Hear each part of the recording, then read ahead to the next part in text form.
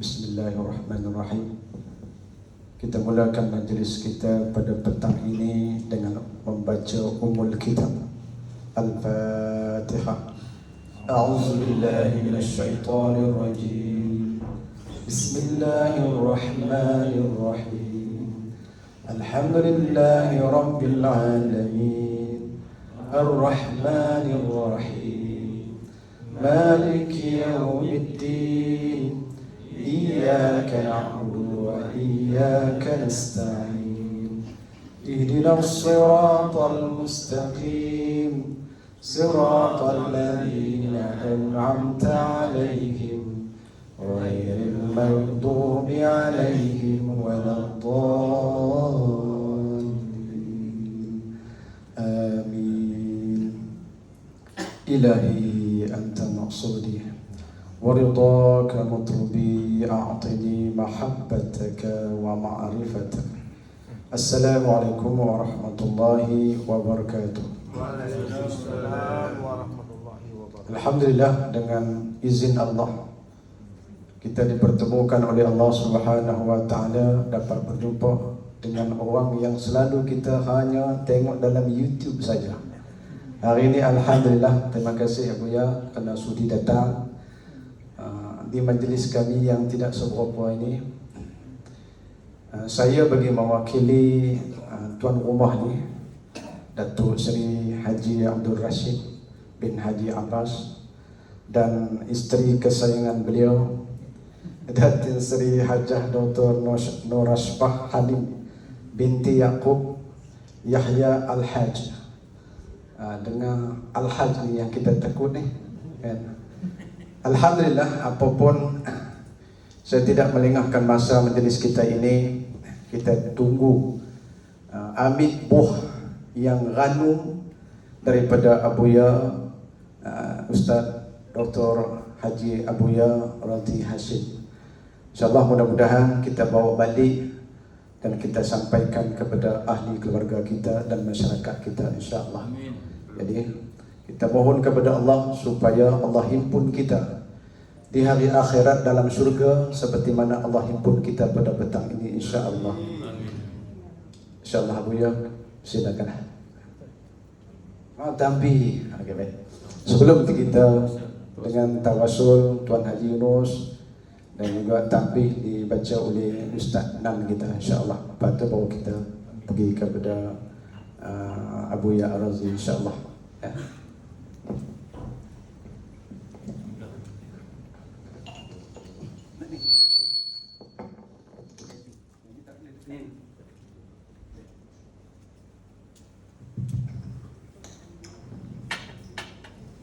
Assalamualaikum warahmatullahi wabarakatuh. Waalaikumsalam. Billahi anta masjid warahmatuh. A'tini mahabbataka wa ma'afiqaka. Pembacaan tawassul. Bismillahirrahmanirrahim. Ila hadratin Nabi Mustafa Muhammadin sallallahu alaihi wasallam wa ala alihi wa sahbihi wa azwajihi wa dzurriyyatihi wa 'alal baiti ajma'in sya'ulil al-Fatihah. Bismillahirrahmanirrahim. Alhamdulillahi rabbil alamin. Ar-Rahmanir Rahim. Maliki yaumiddin. Iyyaka na'budu wa iyyaka nasta'in. Ihdinas siratal mustaqim. Siratal ladzina an'amta 'alaihim ghairil maghdubi 'alaihim waladdallin. Summa ila ruhi abaihi wa ikhwanihi minal anbiya'i wal mursalin wa ilal malaikatul muqarrabin wa karubaina wa suhadai wa salihin wa ali kulli wa ashabi kulli wa ila ruhi abina Adam wa umina Hawa wa ma tanasala bainahum li yawmiddin sya'ulil al-Fatihah. Bismillahirrahmanirrahim. Alhamdulillahi rabbil alamin. Ar-Rahmanir Rahim. Maliki yaumiddin. Iyyaka na'budu wa iyyaka nasta'in. Ihdinas الصراط المستقيم صراط الذين أنعمت عليهم غير المغضوب عليهم ولا الضالين. ثم إلى روح سادتنا وموالنا وأئماتنا أبي بكر وعمر وعثمان وعلي، وإلى بقية الصحابة وقربة والتابعين تابعين لهم بإحسان إلى يوم الدين. شاء لله الملك. الفاتحة. بسم الله الرحمن الرحيم. الحمد لله رب العالمين الرحمن الرحيم مالك يوم الدين إياك نعبد وإياك نستعين اهدنا الصراط المستقيم صراط الذين أنعمت عليهم غير المغضوب عليهم ولا الضالين. ثم إلى روح أئمة المجتهد ومقلد في الدين والعلماء الراشدين والقراء المخلصين وللتفسير والمحدث وصير السادات الصوفيات المحققين، وإلى روح كل ولي ووالية ومسلمين ومسلمات من مشارق الأرض إلى مغربها ومن يمينها إلى شمالها. شاء للأمر. الفاتحة. بسم الله الرحمن الرحيم. الحمد لله رب العالمين الرحمن الرحيم مالك يوم الدين إياك نعبد وإياك نستعين اهدنا الصراط المستقيم صراط الذين أنعمت عليهم غير المغضوب عليهم ولا الضالين. ثم إلى روح أهل سلسلة الخضرية والنشابندية وعن الطرق خصوصا للحضرة السلطان أولياء غوث العظم العالمين مهدي الصيف عبد القادر وأسد شيخ الحسن الذي بغداد وأسد معروف خلقي وأسد حبيبي عن جامي وأسد سر السقطي شيخ حسن البصري وأسد جعفر الصديق وأسد يوسف حمداني وأسد يزيد مستامي وأسد باود النشابندي وحضرة إمام رباني وحضرة شام خطيب شمباس بن عبد الغفار وأسد طلحة كاليسا بوجيرون وأسد كريم بانتن وأسد خنم خروم شيخ عبد الله براد محمد مخرم شرم شيخ جمال صيب الوفاة تاج العارفين وأصولهم وفروعهم وأهل سلسلة المؤخرين عنهم شيء للملك. الفاتحة. بسم الله الرحمن الرحيم. الحمد لله رب العالمين الرحمن الرحيم مالك يوم الدين إياك نعبد وإياك نستعين اهدنا الصراط المستقيم صراط الذين أنعمت عليهم غير المغضوب عليهم ولا الضالين. ثم إلى روح والدنا ووالدكم ومشايخنا ومشائخكم وأمواتنا وأمواتكم ولمن أحسن إلينا ولمن له الحق علينا ولمن أوصانا وتوصانا وخلدنا إنك بدعاء الخير شيء للملك. الفاتحة. بسم الله الرحمن الرحيم. الحمد لله رب العالمين الرحمن الرحيم مالك يوم الدين إياك نعبد وإياك نستعين اهدنا الصراط المستقيم صراط الذين أنعمت عليهم غير المغضوب عليهم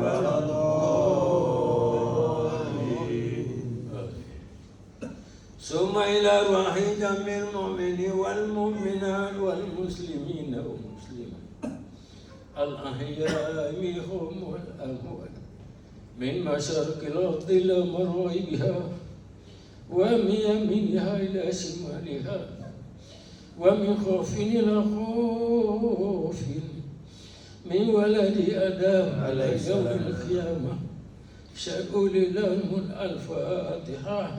بسم الله الرحمن الرحيم الحمد لله رب العالمين الرحمن الرحيم مالك يوم الدين إياك نعبد وإياك نستعين اهدنا الصراط المستقيم صراط الذين أنعمت عليهم غير المغضوب عليهم ولا الضالين. السلام عليكم ورحمة الله. إلهي أنت مقصودي ورضاك مطلوبي أعطني محبتك ومعرفتك إلى حضرة شيخنا المكرم الشيخ عبد الله مبارك بن محمد الفاتحة. أعوذ بالله من الشيطان الرجيم بسم الله الرحمن الرحيم الحمد لله رب العالمين الرحمن الرحيم مالك يوم الدين إياك نعبد وإياك نستعين اهدنا الصراط المستقيم صراط الذين أنعمت عليهم غير المغضوب عليهم ولا الضالين.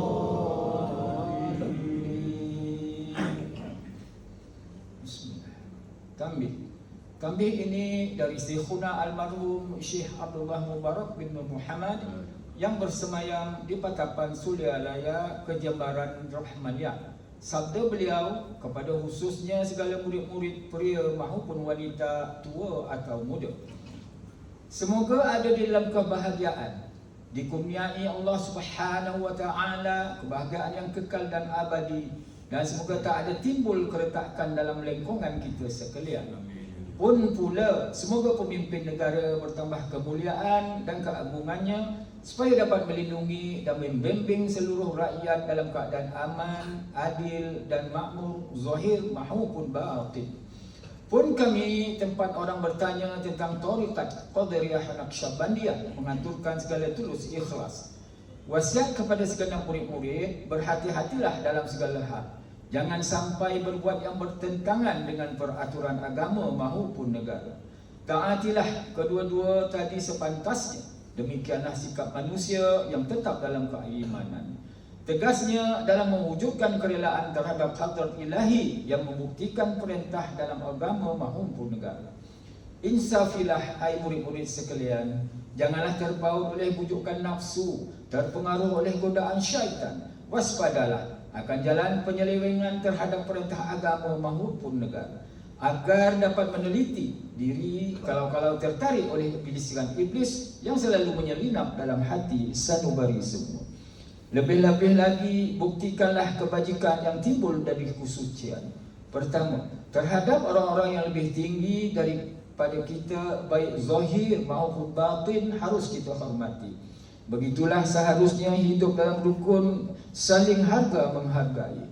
Dua, terhadap sesama yang sederajat dengan kita dalam segala-galanya, jangan sampai terjadi persengketaan. Sebaiknya harus bersikap rendah hati, bergotong royong dalam melaksanakan perintah agama maupun negara. Jangan sampai terjadi perselisihan dan persengketaan. Jangan sampai kita terkena firman-Nya azabun alim, yang berarti duka nestapa untuk selama-lamanya dari dunia sampai akhirat. Badan payah, hati susah. Tiga, terhadap orang-orang yang keadaannya di bawah kita, janganlah hendak menghinakannya atau berbuat tidak senonoh. Bersikap angkuh, sebaliknya harus belas kasihan dengan kesadaran agar mereka merasa senang dan gembira hatinya. Jangan sampai merasa takut dan liar, bagaikan tersayat hatinya mereka harus dituntun, dibimbing dengan nasihat yang lemah lembut yang akan memberikan keinsafan dalam menginjak jalan kebajikan. 4. Terhadap fakir miskin harus saling berkasih sayang, ramah tamah serta bermanis budi, bersikap murah tangan, mencerminkan bahawa hati kita sadar. Cuba rasakan diri kita pribadi, betapa pedihnya jika dalam keadaan kekurangan. Oleh kerana itu, janganlah acuh tak acuh, hanya memikirkan diri sendiri yang senang. Mereka jadi fakir miskin bukan kehendak mereka, tetapi kudrat Allah Subhanahu wa ta'ala. Demikianlah sesungguhnya sikap manusia yang penuh kesadaran, meskipun terhadap orang asing, kerana mereka itu masih keturunan Nabi Adam alaihissalam. Mengingat ayat 70 Isra yang artinya, sangat kami muliakan keturunan Adam dan kami sebarkan segala yang berada di darat dan di lautan, dan kami beri mereka rezeki yang ada di darat dan di lautan. Juga kami mengutamakan mereka lebih utama dari makhluk lainnya. Kesimpulan dari ayat ini, bahawa kita sekalian seharusnya saling harga menghargai. Jangan timbul kekecewaan mengingat surah Al-Ma'idah. Artinya, hendaklah tolong menolong dengan sesama dalam melaksanakan kebajikan dan ketakwaan dengan sungguh-sungguh terhadap agama maupun negara. Sebaliknya, janganlah tolong menolong dalam berbuat dosa dan pemusuhan terhadap perintah agama maupun negara.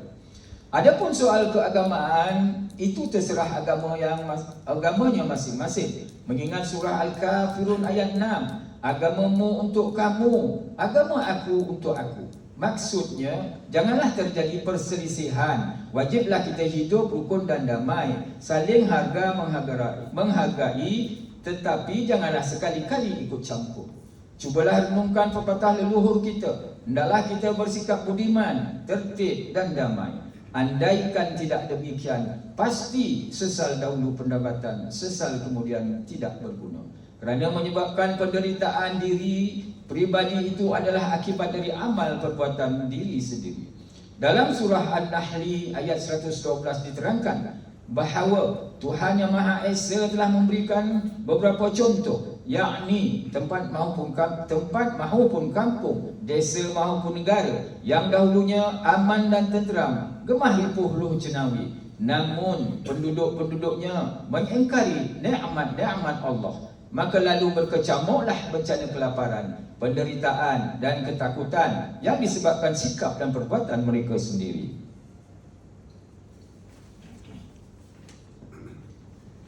Oleh kerana demikian, hendaklah segenap murid-murid bertindak teliti dalam segala jalan yang ditempuh, guna kebaikan zahir maupun batin, dunia maupun akhirat, supaya hati tenteram, jasad nyaman. Jangan sekali-kali timbul persengketaan, tidak lain tujuannya budi utama jasmani sempurna catur bebas. Tiada lain amalan kita, Thariqah Qadiriyah Naqsyabandiyah. Amalkan sebaik-baiknya guna mencapai segala kebajikan, menjauhi segala kejahatan zahir batin yang bertalian dengan jasmani maupun rohani, yang selalu diselimuti bujukan nafsu, digoda oleh perdaya syaitan. Wasiat ini harus dilaksanakan dengan saksama oleh segenap murid-murid agar mencapai keselamatan dunia dan akhirat. Patapan Sulialaya 13 Februari 1956. Wasiat ini disampaikan pada sekalian ikhwan Kiai Ahmad Sahibul Wafa Tajul Arifin. Untayan mutiara. Pertama, jangan benci kepada ulama yang sezaman. 2, jangan menyalahkan kepada pengajar orang lain. 3, jangan memeriksa murid orang lain. 4, jangan berhenti bekerja meskipun disakiti orang. 5, harus menyayangi orang yang benci kepadamu. Pengesa Guru Almarhum ila harati Saikhina Al-Mukarram Syekh Ahmad Sahibul Wafa Tajul Arifin. Al-Fatihah. Bismillahirrahmanirrahim. Alhamdulillahi Rabbil Alamin. Ar-Rahmanir-Rahim. Maliki Yawmiddin. Iyyaka na'budu wa iyyaka nasta'in. Ihdinas siratal mustaqim. Siratal ladzina an'amta 'alaihim ghairil maghdubi 'alaihim waladdallin.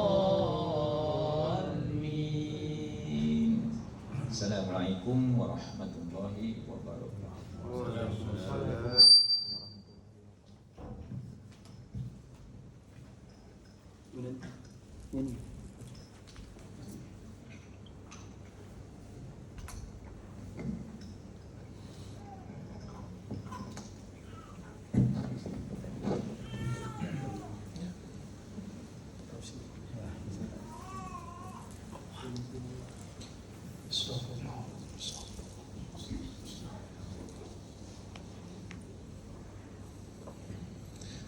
Assalamualaikum warahmatullahi wabarakatuh. Alhamdulillahil ahad as-samad alladzi lam yalid wa lam yulad wa lam yakul lahu kufuwan ahad. Walhamdulillahilladzi 'arrafana bi awsafihil kamilah wa bil asma'ihi al-'aliyyah وبسيدنا محمد صلى الله عليه وسلم خاتم الرسالة والنبوة أشهد أن لا إله إلا الله وأشهد أن محمدا عبده ورسوله اللهم فصل وسلم وبارك على سيدنا محمد وعلى آله وآل بيته وذريته أجمعين إلهي أنت مقصودي ورضاك مطلوبي أعطني معرفتك Sahibul Bait, Datuk dan Datin yang dimuliakan Allah. Begitu juga para ustaz, ya, sesepuh dan para ikhwan dan akhwat. Semoga semuanya diangkat derajatnya di sisi Allah Subhanahu wa taala. Amin. Ini pertemuan tidak disangka-sangka, ya. Tidak ada planning, ya. Saya pun dengan istri pun hanya ingin silaturahim. Dan kebetulan istri saya punya nenek kandung, tapi di Kinabalu. Namun daripada transit lama-lama, mending kita kemudian buat silaturahim. Ternyata saya dipaksa ke sini, ya, amadatin, ya. Tapi alhamdulillah ini silaturahim amalan ahli surga. Surga itu adalah manifestasi daripada rahmat Allah. Rahmat itu bahasa Arab artinya kasih sayang. Kasih sayang itu boleh juga disebut rahim. Maka silaturahim, silah menyambung kasih sayang. Kita bukan satu bapa, bukan belah senegara, ya. Banyak perlainan lah. Mungkin kalau orang-orang politik banyak lagi omongannya, ya, bicaranya, kita tidak ada urusan. Tapi alhamdulillah karena sama-sama cinta Allah, sama-sama cinta Rasulullah, sama-sama cinta ahli-ahli zikir, ahli-ahli thariqah, Qadiriyah kah, Naqsyabandiyah kah, atau thariqah-thariqah yang lain kah. Maka benarlah Allah mengatakan innamal mu'minuna ikhwah. Yang hanya merasa bersaudara itu orang-orang yang di dalam hatinya ada kepercayaan kepada Allah. Maka apapun thariqah kita, jangan membuat kita kemudian bertengkar. Itulah petuah yang ada di dalam tanbih. Thariqah itu hanya jalan, yang penting sampai kepada Allah, ya. Usul kepada Allah Subhanahu wa ta'ala. Tadi sedari makan siang, Datuk tadi nanya, ya, bertanya persoalan apakah betul kita ini harus tahu sifat 20, ya? Nah, apa jawabannya? Sifat 20 pelik, ya? Pelik kalau nggak tahu cara menjelaskannya. Ya. Mungkin selama ini ada orang berusaha mengurai, mensyarah ini, tapi dia mensyarahnya pun dia pusing itu kalau bahasa kami apa, ya, pening palanya. Si gurunya pening, apalagi muridnya. Itulah yang terjadi pada saya bertahun-tahun, sampai bertemu seorang syekh, namanya Syekh Muhammad Hasan itu. Kami mengambil satu kitab dari beliau, namanya Ummul Barahim, mensyarah aqidah Al-Imam As-Sanusiyah As-Sughra, yang merupakan kitab mu'tamad dalam aqidah Ahlus Sunnah, yang dimanhajkan, yang dijelaskan manhajnya oleh Imamuna Abul Hasan Al-Asy'ari, sehingga disebutlah sebagai kitab aqidah ulama Asy'ariyah, ya, Asy'ariyah. Nah, nanti saya jelaskan yang ringkasnya, ya. Itu ada yang peliknya, ya. Apa bahasa di sini yang susah itu, Pak? Pelik, rumit, sama ya. Ada yang rumitnya, ada yang mudahnya. Kalau yang mudahnya cukup menggunakan surat Al-Ikhlas, Qul huwallahu ahad. Ini ada ininya, ada ya.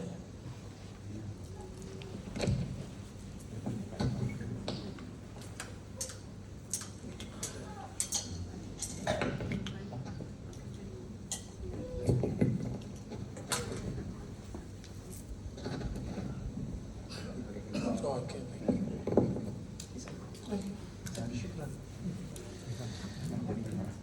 Ya, sebelumnya walaupun tadi sudah tawassul, tapi kita baru bertawassul kepada ahli zikir. Kita belum bertawassul kepada imam ahli sunnah.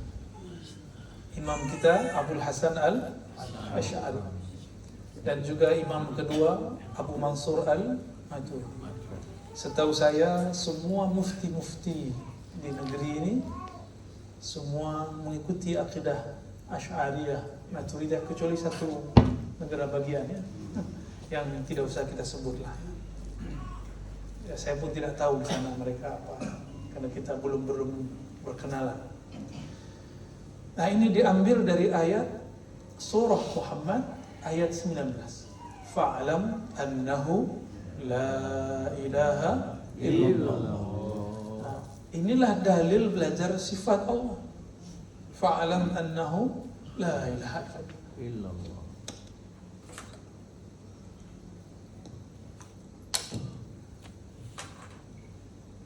Surat berapa? Quran surah, ya. Muhammad.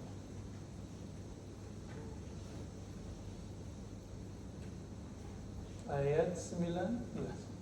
Allah berfirman, fa'lam.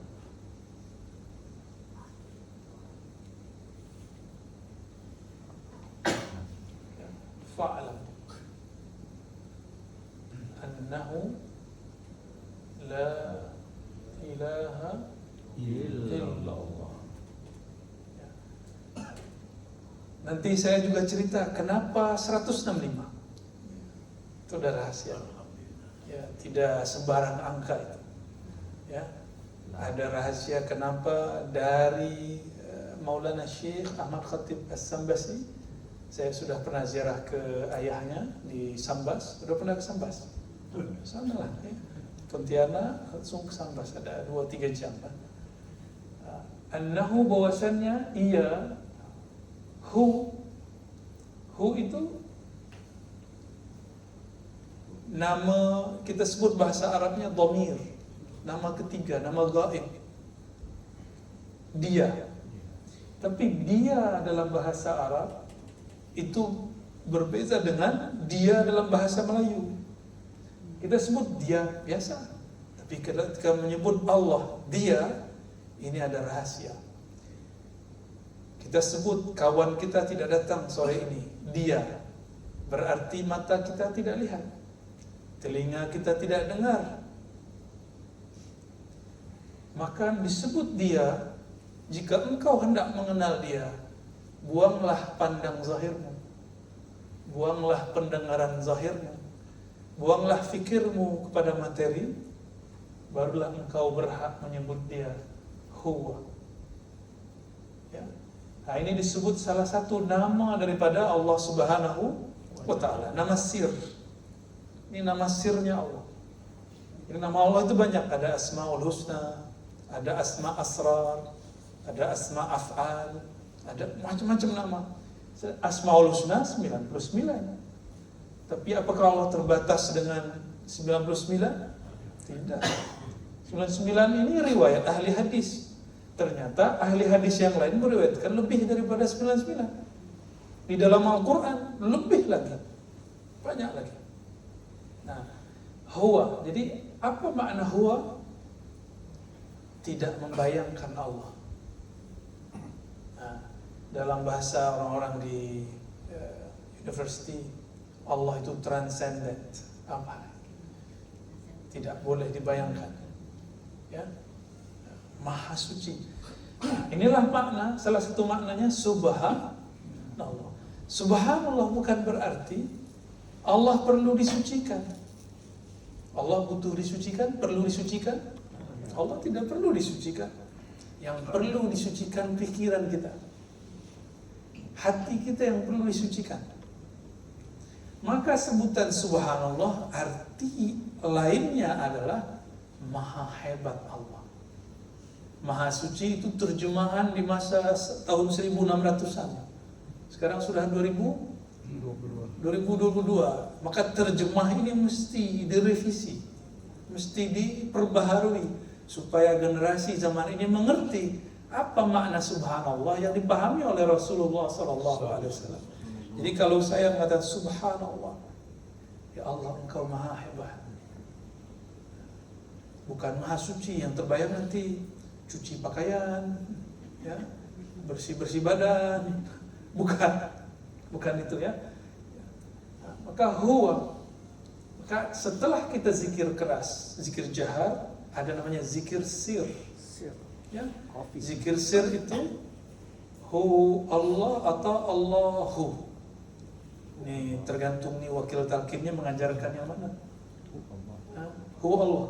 Kan ada yang mengajarkan Allahu. Dua-duanya boleh. Ya. Ini pecahan daripada surah Al-Ikhlas ayat pertama. Kul huwallahu ahad. Kul huwallahu ahad.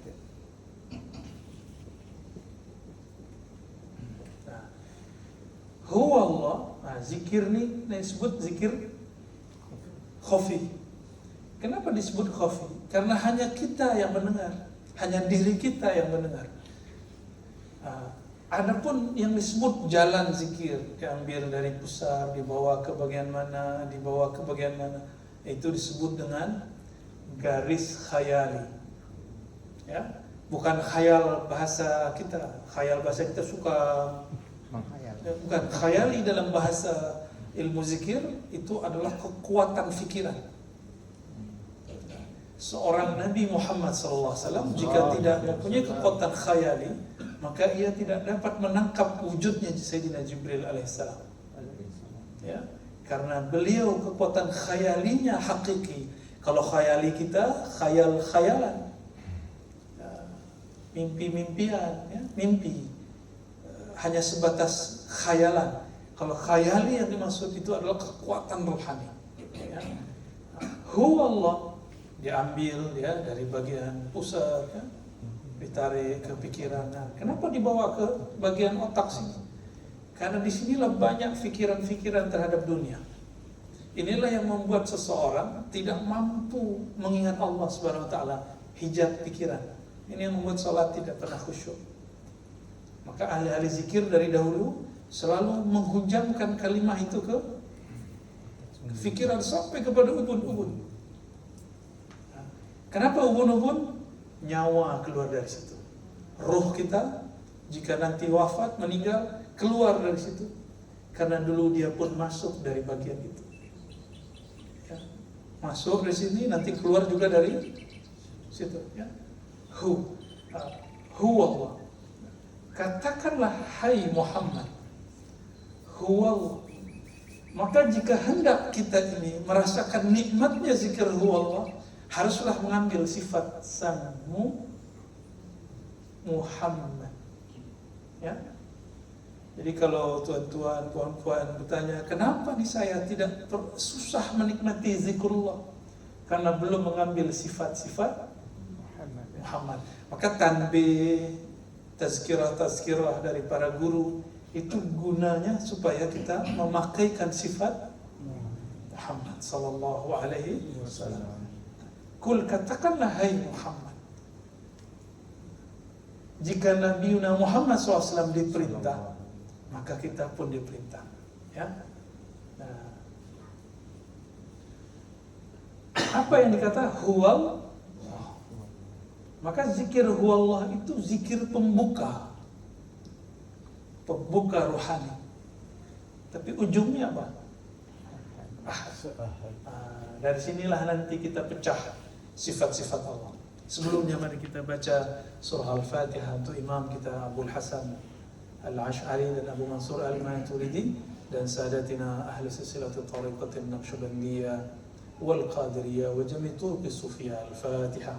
أعوذ بالله من الشيطان الرجيم بسم الله الرحمن الرحيم الحمد لله رب العالمين الرحمن الرحيم مالك يوم الدين إياك نعبد وإياك نستعين اهدنا الصراط المستقيم صراط الذين أنعمت عليهم غير المغضوب عليهم ولا الضالين. Harus disempurnakan. Quran kita riwayat Imam Asim diriwayatkan oleh Imam Hafaz menyebutkan bahwa Al-Fatihah 7 ayat, termasuklah di situ Bismillah.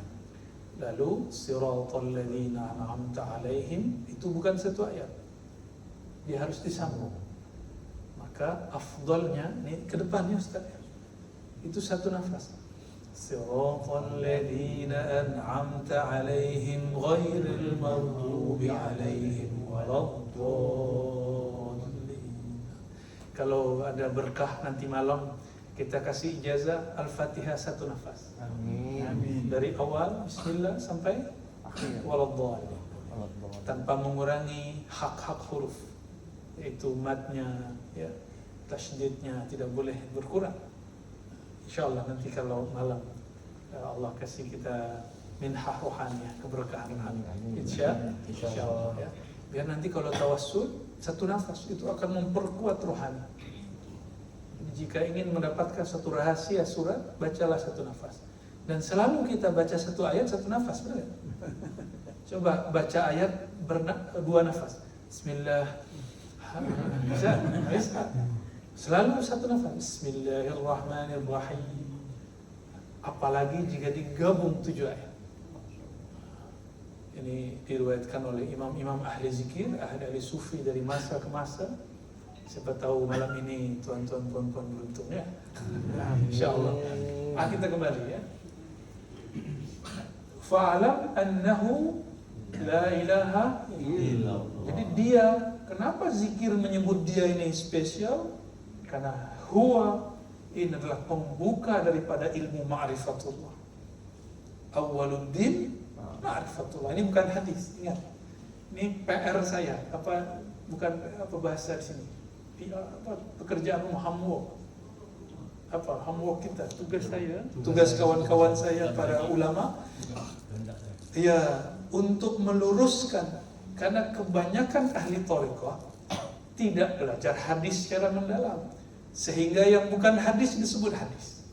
Maksudnya baik, cuma mungkin karena tidak ada knowledge mengenai itu, kita tidak usah salahkan, tidak usah hina, kita perbaiki, tidak dijadikan bahan olok-olokan. Ya, istihza bukan untuk bahan merendahkan, tidak. Ini kewajiban saya dan kawan-kawan saya yang mengerti bab ini, bahwa awwaluddin ma'rifatullah bukanlah hadis Nabi, tapi pemahaman terhadap ayat ini. Surah Muhammad ayat sallallahu. Nah, fa'lam, maka ilmuilah. Fa'lam itu dari ada ain fa, ada ain lam mim, ilmu. Ilmuilah. Ya. Ilmu dalam bahasa Arab artinya pengetahuan yang lengkap, pengetahuan yang qat'i, yang dapat menghilangkan syak. Jadi apabila di dalamnya ada syak, ragu, syak wasangka, maka dia belum disebut ilmu. Nah, inilah yang membuat ikhwan-ikhwan thariqah tidak mendapatkan natijah rahasia dalam berzikir karena dia berzikir tidak ada ilmunya. Ini yang dimaksud Sayyidina Nabi SAW. Orang yang belajar satu ilmu, satu bab ilmu lebih mulia daripada orang yang sholat 1000 rakaat. Hadis Ibnu Majah. Kenapa? Orang sholat 1000 rakaat dia tidak kenal siapa yang dia sembah di dalam sholatnya. Untuk apa dia sholat? Ma hasal illa ta'ab. Dia hanya mendapatkan kelelahan. Inilah nasib orang yang baca zikir khatam 70.000 la ilaha illallah tapi tidak ada makna di dalam dirinya. Ya. Jadi menyebut nama Allah itu makanan qalbu. Tapi mengenal yang disebut namanya adalah makanan sir di dalam qalbu. Jadi qalbu itu masih ada lagi di dalamnya yang kita sebut sir. Ya. Ya'lamus sirra wa akhfa. Allah mengetahui sir dan apa yang tersembunyi. Baik, ya. Maka zikirhu bukanlah bid'ah. Ya, jika ada nanti mufti mengatakan bid'ah, dia kurang knowledge-nya masalah ini. Kita bolehlah beradu debat ya. Cuma saya sudah tak suka debat.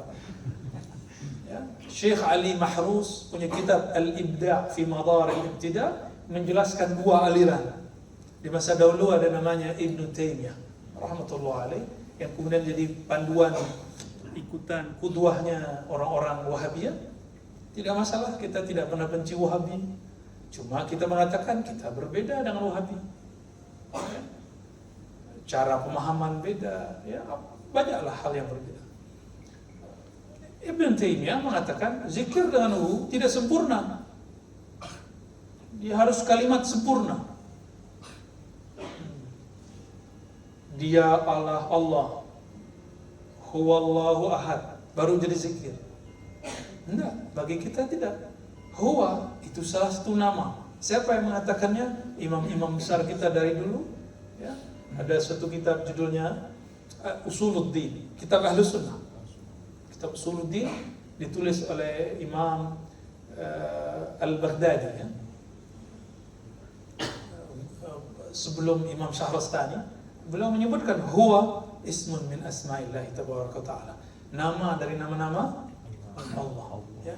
Maka ketika sebut hu, jangan seperti orang kita mengatakan hu. Bukan itu kita mengejek orang lain, merendahkan hu, bukan. Huwa adalah melepaskan bayangan-bayangan makhluk terhadap kesempurnaan Khalik. Ini mana? Huwa. Inilah pembuka daripada ma'rifatullah. Awwaluddin ma'rifatullah, ini kalam ulama menjelaskan surat Muhammad ayat 19, fa'lam annahu fa'lam, maka ketahuilah, pelajarilah, ma'rifatilah. Kenalilah. Apa arti ma'rifat? Pengenalan. Awwaluddin, awalnya agama. Dulu bahasa Melayu itu ugama. Sekarang udah berubah ya? Agama. Sekarang agama. Dulu tuh ugama. Saya masih lihat di kitab-kitab lama itu orang nulisnya ugama. Awal agama ma'rifatullah. Bukan zikir, bukan salat, bukan haji, bukan umrah, bukan puasa. Ya. Bukan berthariqah. Ya. Bukan pakai kopiah. Bukan celana jingkrang. Bukan jenggot, ya. Ini hanyalah tambahan-tambahan kalau sudah kenal Allah. Nah, kita tidak sibuk untuk hal-hal yang kita tidak perlu sibuk. Inilah yang harus kita ilmui sampai mati. Ini perintah sampai mati. Tidak sempurna di masa hidup, kita akan mencarinya setelah mati. Tidak sempurna di alam barzah, kita akan mencarinya nanti. Dan siapa yang kenal Allah? Fa'lam. Siapakah yang diperintah di situ? Sayyidina Muhammad sallallahu alaihi. Maka pintu mengenal Allah hanyalah Nabiuna Muhammad sallallahu alaihi wasallam. Jadi kalau ada kalimat awwaluddin ma'rifatullah, awal agama adalah mengenal Allah, pintu mengenal Allah adalah Sayyidina Muhammad sallallahu alaihi wasallam. Pintu ini di dalamnya ada kota ilmu. maka gerbangnya adalah Sayyidina Ali karamallahu wajhah. Maka silsilah thariqah Qadiriyah Naqsyabandiyah yang tuan-tuan puan-puan pegang itu jalurnya kepada silsilahnya kepada Sayyidina Ali. Ini bukan Syiah, ini Ahlus Sunnah.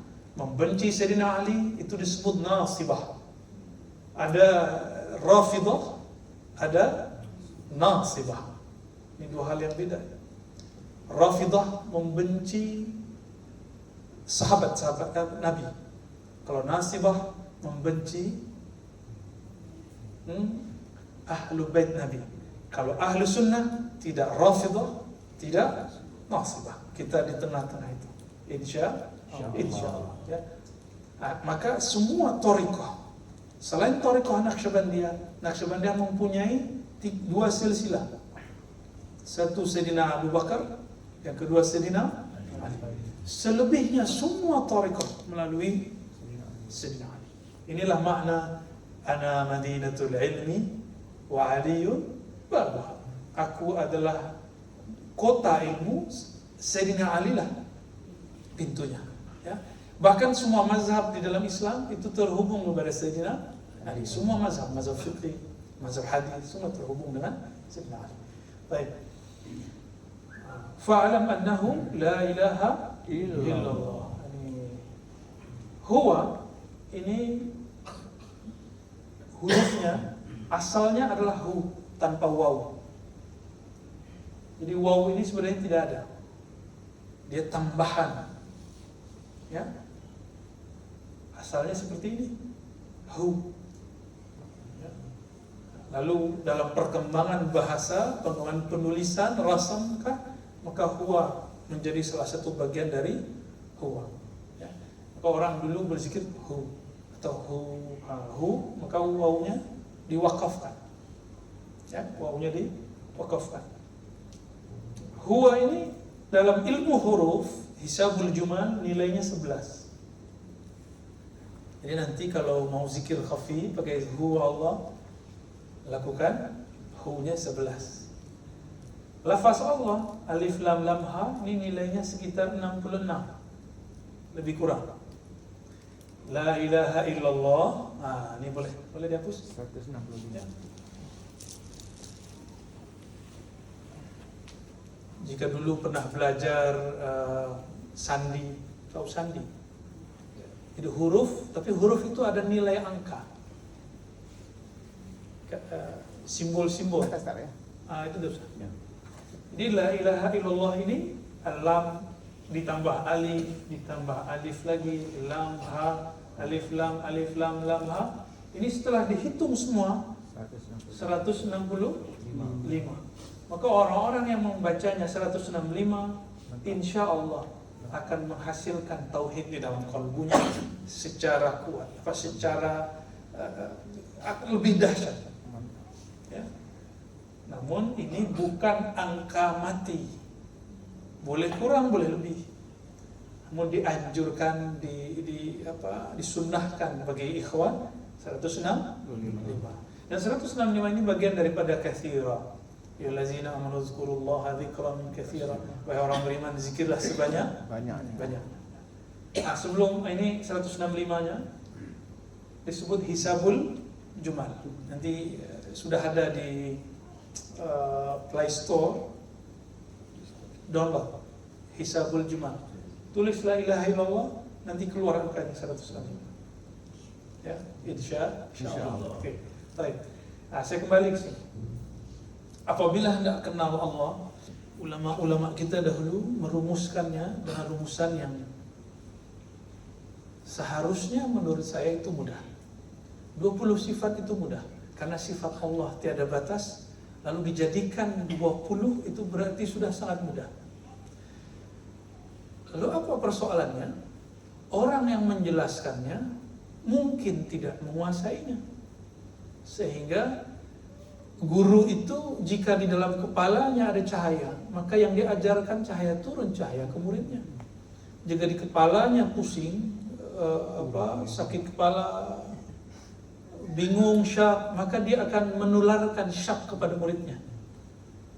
Maka berguru itu wajib hati-hati. Ya. Fanzur amman ta'khuzuna dinakum. Begitu perkataan ulama ahli hadis. Perhatikan kamu mengambil ilmu dari siapa. Karena orang yang ragu akan menularkan ragu. Orang yang suka merendahkan kelompok lain akan menjadikan murid yang suka merendahkan. Orang yang merasa paling alim, dia akan menularkan penyakit itu. Jadi jangan heran jika ada sekelompok orang kemudian merendahkan kelompok yang lain. Itu kesalahan dari mendidik. Nah, kita tidak boleh seperti itu. Ya. Semuanya mulia. Walaqad karramna bani Adam. Sungguh kami telah muliakan keturunan Adam. Apakah dia Arab, apakah dia non Arab, apakah dia kulitnya apa nih, sawo matang ya? Atau kulit putih ya? Orang putih orang sini tuh. Orang bule. Ya, bule. Kalau kita nyebutnya londo. Baik. Nah, 20 sifat ini bukan dari Rasulullah. Ini harus dijelaskan. Nanti orang-orang yang tidak paham akan menjadikan ini sebagai olok-olokan. Tuh buktinya, kamu itu belajar tauhid bukan dari Rasulullah. Ini buatan imam. Ya. Orang seperti itu tidak paham bahwa semua ilmu dalam Islam itu dibuat bukan oleh Rasulullah. Ilmu itu disusun oleh imam-imam. Semua ilmu. Orang yang mengatakan langsung saja kepada Sahih Bukhari. Langsung saja kepada Sahih. Tidak perlu pakai imam tadi siapa? Asy'ari. Orang Malaysia suka biasanya kasih nama anak Asy'ari. Asy'ari, Asy'ari, Syari. Banyak saya lihat teman-teman saya banyak namanya ini. Ya. Nama kecil saya juga Ari. Mungkin ambil dari itu ya. Imam Asy'ari ini wafatnya tahun 324. Tapi diperkirakan lahirnya 255 atau 60. Ya, 255 atau 260. Berarti di zaman salaf. Salaf itu ujungnya tahun 300. Salaf itu artinya terdahulu. Kalau salafi, salafiyah itu orang yang mengklaim dirinya pengikut salaf. Ya, bolehlah ya, suka-sukalah. Imam Asy'ari merumuskan sifat-sifat Allah supaya orang-orang awam mudah mengenali Allah. Dirumuskan 20 sifat. Sifat wajib, ada sifat mustahil 20, ada jaiz. Masih diajar di Malaysia. Masih wajib itu. Ya. 20 sifat ini dirumuskan abad ketiga. Kata kawan saya tadi apa? Itu apa ikut Asy'ari? Langsung saja pada Sahih Bukhari. Dia tidak tahu Imam Bukhari itu lahirnya tahun 194, wafatnya tahun 256. Ya, berdekatan lah. Oleh karena itu, Sahih Bukhari bukan buatan Rasulullah sallallahu alaihi wasallam. Tapi itu karya dari imam kita Muhammad bin Ismail al-Bukhari, berasal dari kota Bukhara. Alhamdulillah saya diizinkan Allah ke sana, tapi beliau wafat di Samarkand. Sudah ke sana? Belum. Ya, semoga nanti kita dapat ke sana. Ziarah ke silsilah Naqsyabandiyah. Insyaallah. Ya. Ada 9 imam Naqsyabandiyah di kota Bukhara. Imam Naqsyabandiyah di situ yang sezaman dengan Sayyidina Abdul Qadir Jilani namanya Abdul Khaliq Al-Hujdawani. Beliau dari Malta. Malta ini suatu pulau antara Afrika, Itali, ya, di tengah-tengah. Mereka berbicara bahasa Arab, tapi mereka sudah tidak tahu kalau itu bahasa Arab, karena tulisannya tulisan Latin. Ya, menyebut wahid, isnain, khamsa sama seperti orang Arab. Syekh Abdul Khaliq Al-Hujdawani sama-sama belajar dengan Syekh Abdul Qadir Jilani kepada seorang imam yang disebut namanya dalam tawassul, Yusuf Al-Hamdani. Ya. Yusuf Al-Hamdani, beliau mengajarkan zikir khafi, zikir lembut, Allah atau Allah. Nah, Syekh Abdul Qadir Jilani punya guru yang lain mengajarkan zikir Allah keras. Syekh Abdul Khaliq juga sama. Jadi dua murid ini sama-sama zikir keras dan suka juga zikir lembut. Jika di Baghdad ada Syekh Abdul Qadir Al-Jilani, maka di Bukhara ada Syekh Abdul Khaliq Al-Wujdawani. Disebutkan dalam khatam, ya, ditawassulkan. Ya.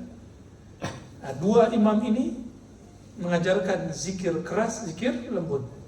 Zikir lembutnya dari seorang imam, namanya siapa tadi? Yusuf Al-Hamadani, ya. Yusuf Al-Hamadani ini ahli hadis. Beliau ahli hadis.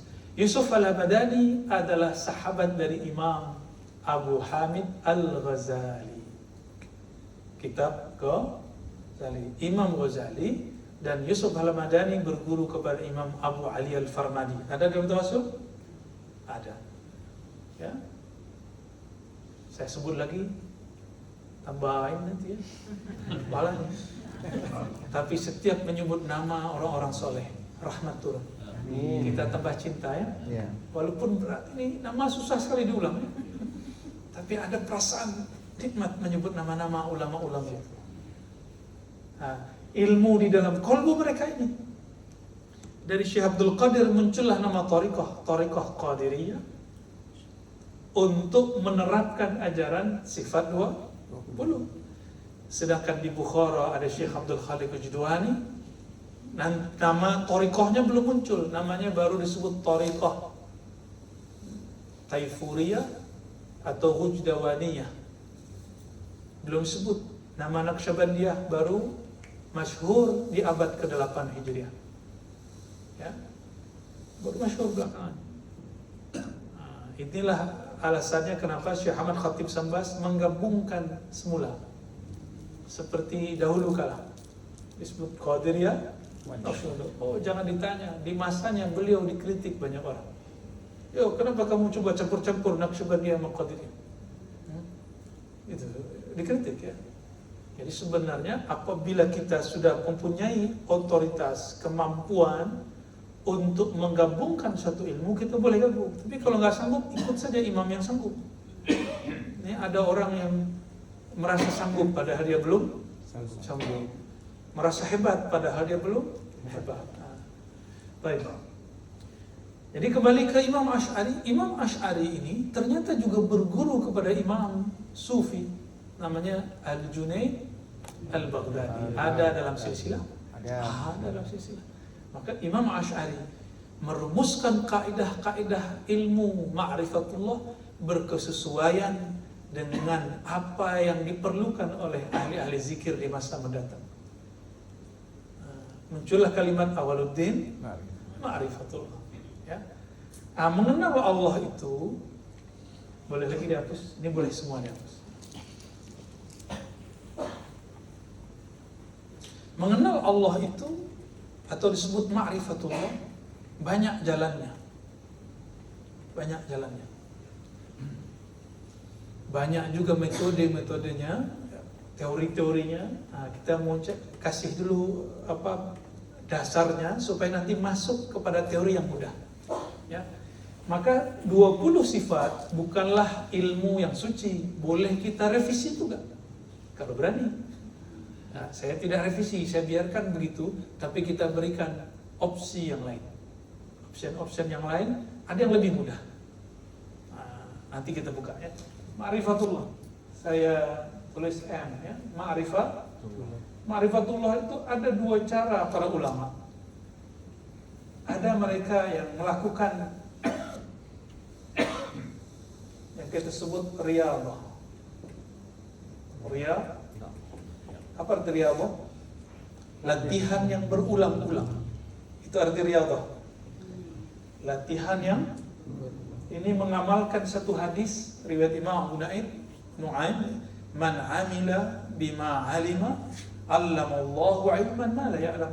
Siapa yang mengamalkan satu ilmu yang dia tahu, maka Allah akan ajarkan satu ilmu yang dia belum tahu. Itu disebut dengan laduni atau futuh. Ya. Jadi laduni itu pintunya mesti mengamalkan ilmu. Berarti laduni itu ada asbab ilmu menjadi basicnya. Mustahil orang tidak berilmu dapat laduni. Ya. Mustahil orang tidak mengerti akidah Ahlus Sunnah lalu mengatakan saya dapat laduni. ya itu bukan laduni, Syaitoni, bukan saya yang bicara ya. Riyadhah ini melahirkan kemudian teknik-teknik zikir yang kita sebut torikoh, ya. Torikoh sufiyah. Torikoh sufiyah ini banyak melatihkan murid-muridnya hizib, wirid, wazifah, ya itu biasa zikir pagi sore, pagi petang. Nah ini jalurnya. Nah, sekarang ada yang lain. Ini riyadhah. Sedangkan yang kedua ma'rifah. Kata ma'rifat itu jika diturunkan itu adalah ilmiah, ya. Metode ilmu, ya, keilmuan. Nah, ilmiah ini ada juga cabang-cabangannya, ya, furuk-furuknya. Nah, ada yang mengandalkan akalnya. Jadilah dua ilmu, satu filsafat. Ini seperti di university ini. Supaya tahu nih kita posisinya di mana. Kita selama ini beramal seperti tadi, kita di mana posisinya? Ya. Filsafat, ada yang kedua disebut ahli kalam. Ahli kalam inilah yang mengajarkan sifat dua puluh. Sedangkan filsafat masih berdebat. Allah is exist? Allah ada apa tidak? Mereka masih bertanya. Sedangkan di ilmu kalam, Allah sudah pasti ada. Mana ada whiteboard tanpa ada yang membuat? Mana ada ya, kolam, pena, pulpen ya, tanpa ada yang membuat? Mana ada rumah tanpa ada tukang bangunan, muhandis? Mana ada mobil, kereta tanpa ada orang-orang yang ahli membuat? Jika alam yang kecil ini ada yang membuat, apatah lagi alam yang besar ini? Ya. Jika ada yang mengatakan alam terjadi sendirinya, itulah ajhalul juhal, ya, orang yang paling jahil dari semua orang yang jahil. Ya. Sudah jelas ya bahwa kita tidak mungkin ada kecuali ada asbab sebelumnya. Nah, ilmu kalam dia sudah menang dari filsafat dalam satu hal. Dia menetapkan, mempercayai bahwa ada pencipta alam, Allah SWT. Ah, ada jalur lain. Ini thariqah sufiyah kita sebut amaliyah. Ada yang kedua dengan kolbu. Ya. Ini juga sufi. Ini juga sufi. Tapi kita sebut sufi ruhiyah. Sufi ruhiyah ini biasanya jadi imamnya para sufi amaliyah. Namun karena sufiyah ini tidak dapat diijazahkan kecuali hanya dengan laduni dari Allah, maka tidak semua orang-orang sufi, thariqah sufi mencapai kepada ma'rifat sufiyah. Jadi bedakan thariqah sufiyah dengan ma'rifat sufiyah. Thariqah itu hanya teknik zikir. Sedangkan ma'rifat ini dia sudah mulai knowledge, mengenal siapa yang dizikirkan. Sebut hu Allah. Jika orang ini disebut 1000 kali tidak ada bergetar di kalbunya, orang-orang ini disebut hu Allah 1 kali, bulu romanya berhenti. Dia merasakan, mengenal sang pemilik nama. Maka afdolnya dua kelompok ini bergabung. Jangan hanya berbicara tentang ma'rifat tapi tidak ada amal. Jangan hanya beramal tanpa ada ma'rifat. Kalau ini terjadi, maka tidak ada thariqat yang sesat. Tidak ada ilmu kajian ma'rifat diri yang sesat. Kan ada kajian hakikat insan, kajian diri, tapi ada 1-2 yang menyimpang, ya, yang kemudian saya tidak tahu apa yang terjadi pada mereka, lalu mereka tidak sholat. Apalagi baca tasbih, ya, apalagi baca la ilaha illallah 165, sholat pun tidak. Ini karena apa? Karena mereka hanya Mereka belum sampai sebenarnya kepada ruhiyah, mereka baru mendengar kalam gurunya. Lalu seakan-akan dia sudah merasakan itu. Nah, kita gabung ini. Ruhiyah ini dia tidak difikir-fikirkan dengan akal, tapi dirasakan dengan qalb. Dan ini mesti ada ngaji, ada ta'allumnya, belajarnya. Tidak hanya zikir. Nah, maka tempat ini semoga nanti menjadi gabungan antara ada amaliyah, ada ta'lim. Baca kitab. Semoga nanti di kunjungan saya ke depan kita kaji kitab Sirrul Asrar. Itu kitab yang disukai oleh Sahibul Wafa, Abah Noh. Beliau sangat suka dengan kitab itu. Kitab itu dinisbatkan sebagai karya Imam Syekh Abdul Qadir Jilani Qaddasallahu sirrah. Ya. Dan itu kitab ma'rifat. Berarti beliau tidak hanya mengajarkan zikir keras, tapi juga mengajarkan zikir khafi, zikir ma'rifat ruhiyah. Ya. Orang kalau sampai di sini tidak ada lagi yang berebut jadi mursyid. Ya, karena semuanya merasa tidak pantas jadi mursyid. Ya. Tapi kalau baru di sini, berebut. Salah-salahkan wakil talqin, salah-salahkan kodam, salah-salahkan mursyid lain, thariqat lain. Ya. Jalan ke tempat ini banyak. Dari KL tadi bisa putar-putar. Ya. Jika di bumi banyak jalan, kenapa kepada Allah harus satu jalan? Tak mungkin. Tak mungkin. Satu nama Allah, satu jalan. Bahkan dalam satu nama ada ribuan jalan.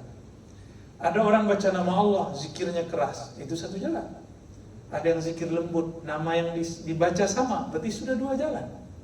Ada yang bacanya 165, ada yang bacanya 100, itu sudah dua jalan. Ada yang membacanya nafas naik, la ilaha, turun, itu sudah 3 jalan. Macam-macam. Itulah maksud daripada tanbih tadi, kita tidak boleh memeriksa murid yang lain. Jangan. Boleh. Itu tadi, maka 2 hari lalu ini kan karena tiba-tiba fujah. Datin nanya, apakah saya pimpin zikir? Tidak. Zikir yang sudah diamalkan selama ini, amalkan seperti biasa. Saya tidak akan merubah zikir yang sudah ada. Ya. Kecuali mau dapat thariqat Naqsyabandiyah Khalidiyah dari saya, atau mau dapat Syaziliyah, atau mau dapat Samaniyah Qadiriyah. Nah, itu lain cerita. Itu nantilah. Yang penting saya lebih suka ma'rifat ilmu. Nah, digabung dengan riyadhah. Maka saya pun mengamalkan thariqah. Tidak hanya satu thariqah. Jadi sekian tahun saya mengamalkan thariqah A, tahun berikut saya mengamalkan thariqah yang lain. Begitu, karena ruhani ini tidak pernah puas. Jika ruhani itu puas, berarti dia belum mengenal Allah. Ya, kalau tenang dia, kalau puas dia tidak akan puas. Karena mengenal Allah itu dalam hadis Nabi, orang yang belajar ilmu itu tidak akan pernah kenyang. La yashba' min khairin, tidak akan pernah kenyang dari ilmu. Dulu ada namanya Imam Sayyidi Ahmad bin Idris Al-Idrisi yang kemudian membangun sebuah thariqah namanya Al-Idrisi. Tadinya mursyid Syaziliyah, bahkan juga mempunyai Mukhalwatiyah Samaniyah, juga Naqsyabandiyah. Tapi dia tidak puas. Sampai satu saat secara rohani dia bertemu dengan Sayyidina Al-Khidr alaihissalam. Ditalkinkan zikir. Maka secara rohani dia menyebut thariqatnya Ahmadiyah, Muhammadiyah atau Khidriyah. Itu boleh terjadi. Tapi di zaman itu dianggap sesat. Biasa. Orang-orang ini, ruhiyah ini akan selalu dianggap sesat di zamannya. Tapi tidak sedikit yang mencintainya. Ada musuhnya. Wali-wali Allah, pejuang-pejuang begitu. Musuh ada, tapi tidak sedikit juga yang sayang kepadanya.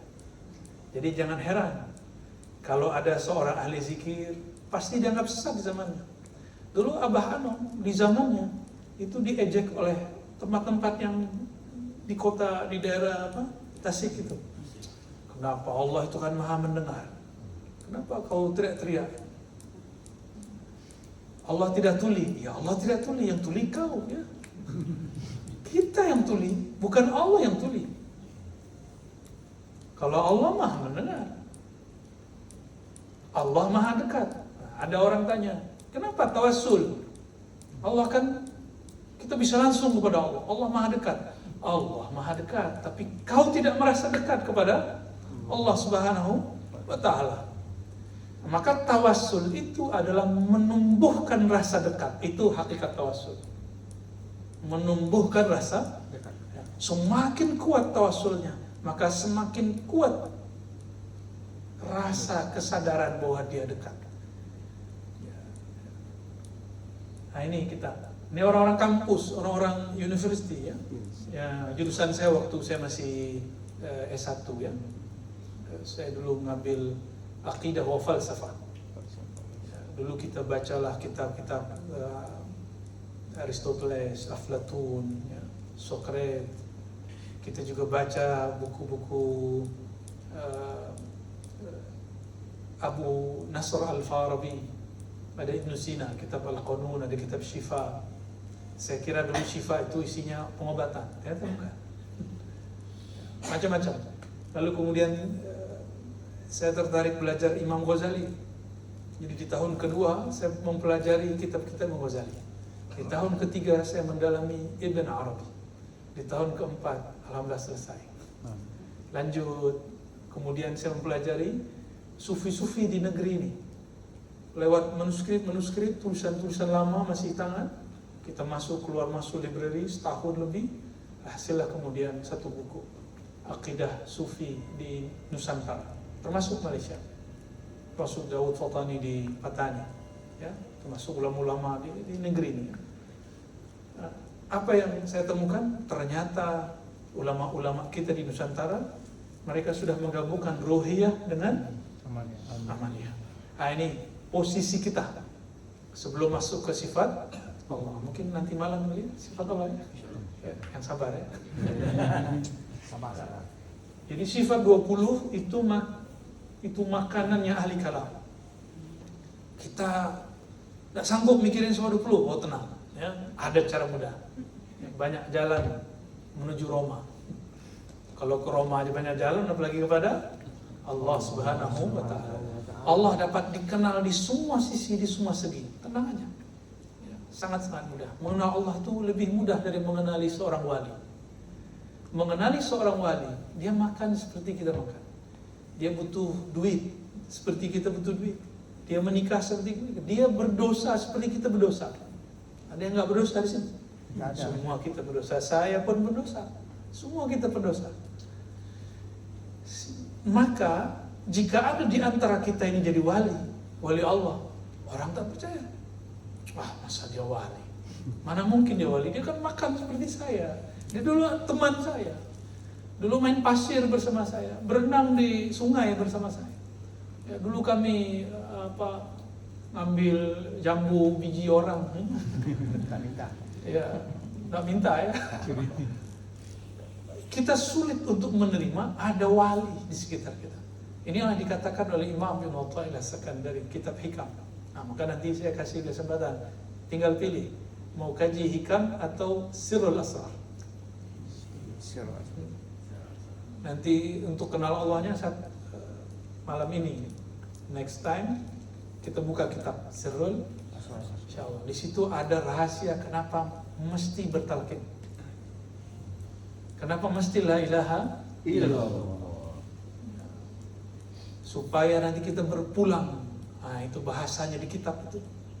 Kita berpulang ke al-watan al-asli, pulang ke negeri yang asli. Kalau kita punya kampung, rindu nggak pulang kampung? Datuk, kampung di mana Datuk? Datuk Pahat. Berapa jam dari sini? 3 jam. Kalau pulang kampung kapan? Hari Raya? Hari Raya. Rindu ya? Rasanya masih muda ya? Masih muda belia. Jika kita semua rindu kepada kampung yang lahir, maka rohani ini juga rindu pulang ke kampung asalnya. Oleh Syekh Abdul Qadir Jilani disebut dengan al-watan al-asli, kampung yang sebenarnya kampung. Itulah kalimat yang tersimpan dalam lafaz inna lillahi wa inna ilaihi raji'un. Kita akan takut dengar kalimat ini, tapi ternyata itu adalah kalimat hari rayanya. Jadi kalau di Indonesia minal faizin wal faizin sama.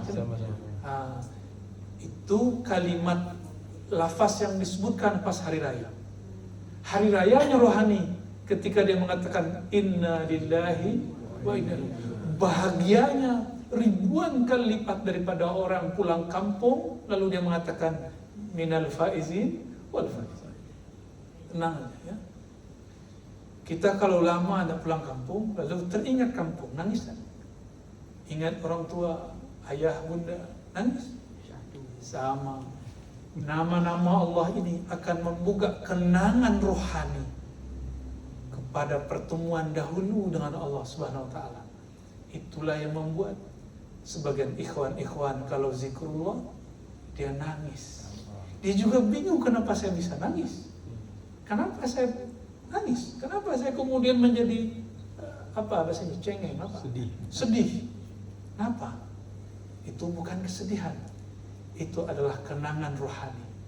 Ruh kita mengalami amnesia. You know amnesia? Apa arti amnesia? Ghaflah. Dia lupa ketika ruh masuk kemudian tidak tahu apa hubungannya dengan badan ini. Ruh itu lupa dengan memori-memori lamanya. Talqin itu akan membuka memori-memori itu. Dan isi talqin la ilaha illallah hu Allah, dua itu. Saya mengatakan awal pembuka ma'rifat simbolnya ada dalam hu Allah atau la ilaha illallah. Mau soal jawab atau saya lanjut? Soal jawab. Soal jawab, insyaallah. Oh, nanti insyaallah. Sekarang lanjut. Boleh soal jawab waktu Soal jawab. kalau ceramah terus rasanya belum. Oke. Kalau soal jawab. Soal jawab biar nanti muncul topik baru. Ya, nanti kita. Baik. Fadhal. Siapa yang mau tanya? Saya tanya. Baik, fadhal. Terus jadi gambar.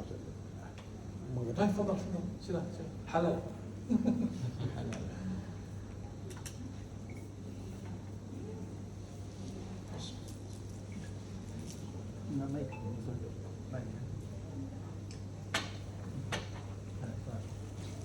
Allah.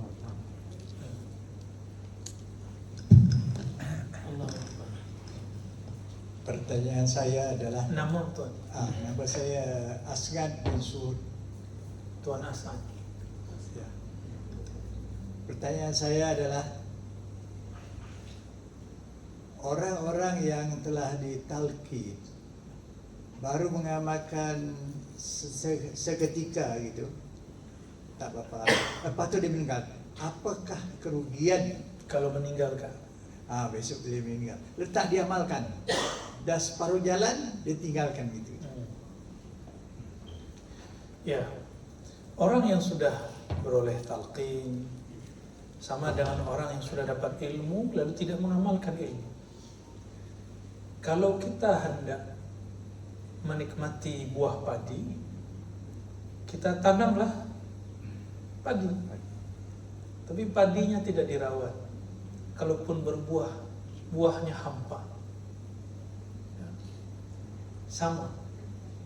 Inilah yang terjadi pada orang-orang yang sudah beroleh talqin atau amalan thariqah dari seorang guru lalu tidak diamalkan. Di saat nanti dia tidak mengamalkan zikir, dia tidak merasakan kenikmatan dalam berzikir. Nuzi'at anhu ladzatu dzikr. Allah tarik darinya kenikmatan berzikir.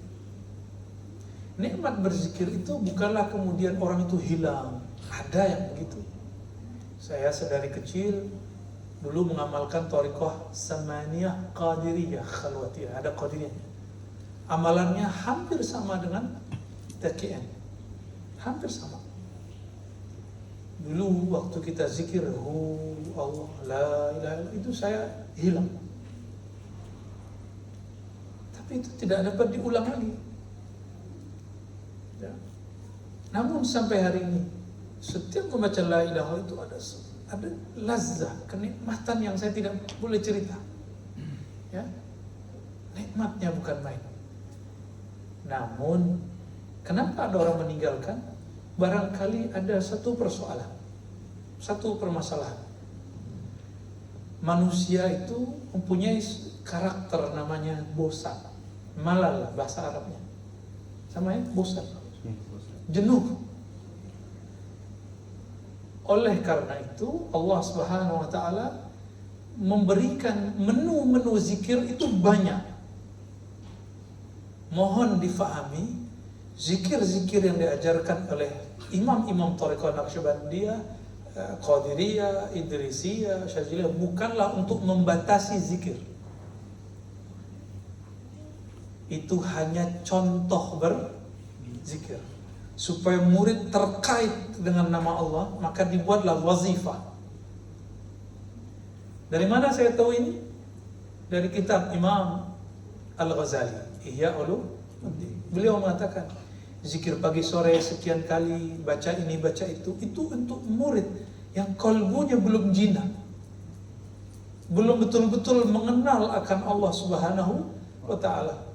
Apabila dia betul-betul telah kenal Allah, maka zikirnya tiada batas.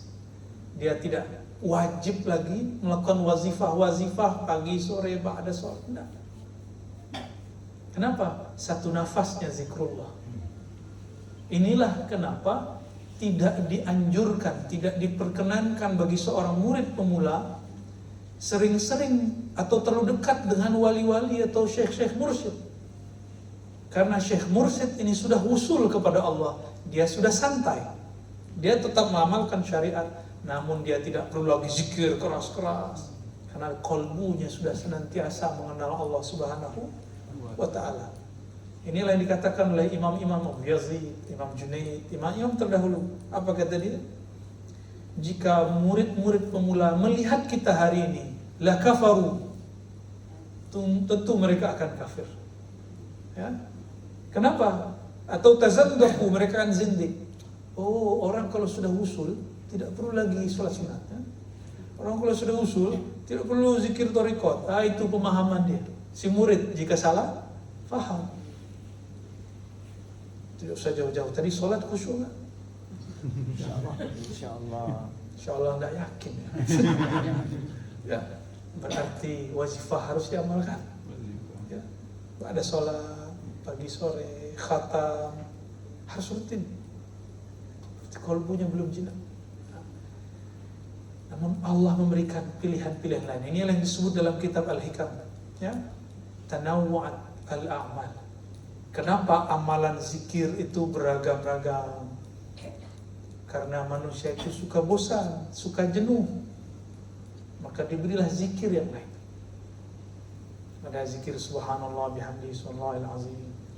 Nanti kalau next time jika tidak berbenturan dengan tanbihnya, tawassulnya, saya bimbing nanti zikir. Ada zikir namanya wirdul asas, al-wirdul asas. Mulai istighfar, bersama-sama istighfar. Ada tahlil, ada sholawat bersama-sama. Kemudian ada lagi baca hauqalah, la haula wala quwwata illa billah, ada subhanallah bihamdi. Ada beragam-ragam. Ya. Dan itu ada thariqahnya, ada silsilahnya semua. Nah, itu bisa menghibur rohani kita. Contoh lain, kalau tiap hari kita melewati satu jalan atau kita kerja di satu tempat, jenuh 1 tahun, kau usah setahun, 1 bulan jenuh. Sama, kolbu ini jenuh apabila teknik zikirnya tidak ada kemudian dikembangkan. Ya, harus dikembangkan. Dan pengembangannya lewat ruhiyah. Bacaannya sama la ilaha illallah, tapi ma'rifatnya yang berkembang. Awalnya la ilaha illallah, la ilaha illallah. Nanti dari zikir yang diambil dari pusar ke ubun-ubun, dibawa ke bawah kanan, dihunjam ke kolbu. Dia sama. tapi pemaknaan yang bertingkat, tingkat. Inilah yang membuat seseorang segar secara rohani. Maka menurut saya jangan hanya menitik beratkan pada riyadhah amaliyah zahir, harus juga riyadhah qalbiyah, latihan ilmu. Ya, Allah simpan ilmu itu di dalam sir yang di qalb. Gitu ya. Wallahu a'lam bis. Kita doakan kawan-kawan ikhwan kita yang meninggalkan amalannya, semoga Allah berikan kesadaran nur di kalbunya dan dia kembali ke jalan Allah dan kita diistiqomahkan oleh Allah Subhanahu wa taala. Ya. Ya, fadhal. Assalamualaikum Abuya. Assalamualaikum. Saya Mustina, mohon izin halalkan ilmu yang disampaikan melalui YouTube dan FB yang dapat oleh Abuya. Semoga saya dapat mengamalkan dengan istiqomah sebab saya adalah peminat setia Abuya. Itu saja. Assalamualaikum, terima kasih. Ya, Bu Tina. Hajah Tina. Saya izinkan untuk menikmati apakah itu kajian thariqahnya Riyadhah Amaliyah, apakah itu ruhiyah, silakan. Namun jangan tinggalkan thariqah yang sudah dipelajari. Ya. Thariqah ini bukan untuk dibentur-benturkan, tapi untuk diamalkan. Ya. Silakan diamalkan. Silakan diambil. Kalau perlu dibuat catatan note.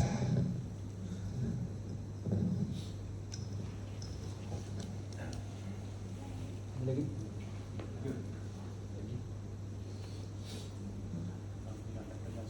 Oh ya, tunggu. Nampak dengan nak tanya soalan saya dulu lah. Nah, ya. Bagaimana Mas Wan terikat mengaji sifat 20 tak nak, kan? Tapi zikirnya rajin. Oke. Belajar sifat 20 itu dia 20, tapi sebenarnya pokoknya ada pada satu sifat, yaitu yang pertama, wujud. Wah, akhirnya kita buka juga. Percaya kepada Allah, percaya bahwa hanya Dia yang ahad. Nah, itulah wujud. Maka orang-orang yang hanya percaya kepada Allah dan tahu bahwa Allah itu ahad, Maha Esa, sudah cukup. Dia tidak perlu tahu maklumat-maklumat mengenai kaidah sifat 20 yang bagi sebagian orang itu rumit. Ya. Tidak masalah. Tidak masalah. Nabi hanya mengatakan man qala la ilaha illallah dakhala al-jannah. Sifat 20 itu cara ulama memantapkan makna la ilaha illallah. Siapa yang mengatakan la ilaha illallah pasti masuk surga. Pasti masuk surga. Tapi di Sahih Bukhari diberikan di situ dua thariqah. Ya. Allah mengharamkan neraka terhadap orang yang mengatakan la ilaha illallah min qalbihi au nafsihi. Ada dua. Maka ada dua thariqah dalam baca la ilaha illallah. Thariqah nafsihi, nafsiyah, dan thariqah qalbiyah atau ruhiyah. Itu. Di tengah-tengah itu ada satu thariqah aqliyah. Jadi ahli kalam, ahli filsafat itu thariqahnya aqliyah. Apa perbezaan antara ahli kalam dan ahli falsafah? Falsafah dia murni dengan akal, sedangkan ahli kalam akalnya tunduk kepada ayat-ayat suci. Itu bedanya. Ya. Bagaimana dengan ini? Mereka ini adalah obatnya ahli kalam. Ahli kalam ini pintar bercerita tentang Allah, tapi dia tidak pernah merasakan Allah. Ya. Ahli thariqah amaliyah ini sangat banyak amalnya menyebut nama Allah, tapi tak mampu menceritakan bagaimana rasanya mengenal Allah. Siapakah yang mau bercerita? Inilah orang ruhiyah. Itulah Syekh Abdul Qadir Jilani, itulah Imam Mu'ta'ilah Sekandari, Abu Hasan Syazili, Ahmad bin Idris Al-Idrisi, Amar Khatib Sambasi. Ya. Ya, itulah mereka-mereka itu. Muhammad Ali As-Sanusi, Maulana Khalid Naqsyabandi, itu mereka bisa menceritakannya. Orang awam taklid saja, ya, ikut saja. Taklid itu tidaklah mazmum. Contoh, saya tidak menguasai ilmu kedokteran. Bolehkah saya mendiagnosa penyakit? Tidak boleh. Kalau saya, walaupun saya doktor, ya, walaupun saya dapat ijazah thariqah, saya ini dapat ijazah thariqah, kamu dokter, kamu tunduk pada saya. Tidak bisa begitu. Ya, ketika saya sakit, saya tunduk taklid kepada dokter. Kecuali saya juga dokter kesehatan, saya bertemu dengan dia periksa, seperti kamu sakit ini, saya tolak boleh, apabila saya mengerti. Tapi kalau kita tidak mengerti, kita mengikut karena percaya orang itu mengerti, namanya taklid. Maka taklid boleh bagi orang awam, tapi tercela bagi orang alim. Saya tidak boleh taklid. Tapi kalau tuan-tuan, puan-puan boleh, kecuali belajar dulu, ya, belajar agama dulu di pondok. Nah, itu nggak boleh juga. Harus tahu dalilnya. Nah, jadi bagi orang-orang thariqah yang tidak mengenal secara mendalam tentang sifat 20, dia cukup memahami yang pokok. Allah wujud ahad. Kul huwallahu ahad. Itulah. Maka sifat 20 ini cukup dibagi dua. Sifat ahadiyah, sifat samadiyah. Sudah cukup. Orang meninggal dalam mengenal itu, dia sudah meninggal sebagai seorang mukmin. Ya. Sebelum Imam Asy'ari, ada orang muslim meninggal, dia belum tahu sifat 20. Ya. Mukmin. Karena di zaman itu mereka punya metode lain dalam mengenal Allah. Jadi sifat 20 ini hanya satu jalan. Ya. Tidak mesti juga. Yang rumit ada yang ringkasnya, itu yang ringkasnya itu dapat diskon. Maka dalamilah itu kul huwallahu ahad. Ahad itu kalau diurai lagi panjang. Nanti kita urai pelan-pelan ya, insyaallah. Gitu Ustaz. Nah, satu lagi. Wah, apa lagi tuh? Kita break. Break. Ya, kita time. Boleh lagi satu lah. Boleh lagi. Itu lebih ya, Tengah itu. prepare. Ada 8 minit lagi. Nah, yang boleh. Lagi 14. Fadhal. Kalau tengok dalam buku khataman, kita ni doa. Doa apa yang saya faham dalam saya pernah jumpa dalam hadis ada doa yang paling afdal kita mula dengan muji Allah, alhamdulillah, dan diakhiri dengan alhamdulillah. Kan? Tapi kalau kita tengok dalam buku khataman ni dimulakan dengan Allahumma shalli ala sayyidina Muhammad. Tidak ada dengan diakhiri dengan Rabbil alamin. Oke. Kenapa tuh ya? Kenapa tu? Mana hilang tu? Bukan berarti alhamdulillahnya hilang. Alhamdulillah segala puji. Siapakah yang mengajar kita memuji Allah? Sayyidina Muhammad SAW. Siapakah yang paling berjasa menghantarkan kita menyembah Allah? Nabi Muhammad SAW. Kalau bukanlah karena Nabi Muhammad SAW mengenalkan kita kalimah la ilaha illallah, enggak, kita enggak kenal kalimah la ilaha illallah. Tanpa jalur Nabi Muhammad SAW, tanpa silsilah Nabi Muhammad SAW, dapatkah kita kemudian berdoa kepada Allah? Tidak. Maka sholawat itu adalah zatul hamdi. Jadi hamdalah itu memuji Allah, ini adalah terjemahan dari syukur. Allah SWT, kata Nabi SAW mengatakan, siapa yang tidak bersyukur kepada makhluk, maka dia belumlah bersyukur kepada Khalik. Ya? Siapa yang tidak bersyukur kepada makhluk, maka dia belum bersyukur kepada Khalik. Siapakah yang paling berjasa di antara semua makhluk sehingga kita pantas mensyukurinya? Nabi Muhammad SAW. Maka solawat itu adalah zatul hamdi. Boleh juga disebut ruhul hamdi. Ruhnya alhamdulillah adalah sang Muhammad. Muhammad, mimnya dibuang, alhamdulillah. Muhammad yang mempunyai sifat hamid, terpuji.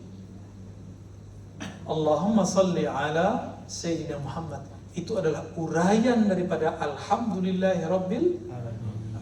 Alhamdu, segala puji, lillahi, milik Allah, rabbil alamin, Tuhan sekalian alam. Segala puji. Siapakah yang paling sempurna memuji Allah? Maka pujian saya, solat saya tidak akan diterima, doa saya tidak akan sampai, tidak mustajab apabila tidak menumpang kepada nama Sayyidina Muhammad Allahumma salli ala Sayyidina. Maka jika ada satu doa tidak baca salawat, dia tidak diangkat ke langit. Itulah ruhul hamd. Ini kaidah ya, kaidah. As-salawat ala Nabi SAW atau salawat Nabi, ruhul hamd, adalah ruhnya puji-pujian kepada Allah Subhanahu wa ta'ala.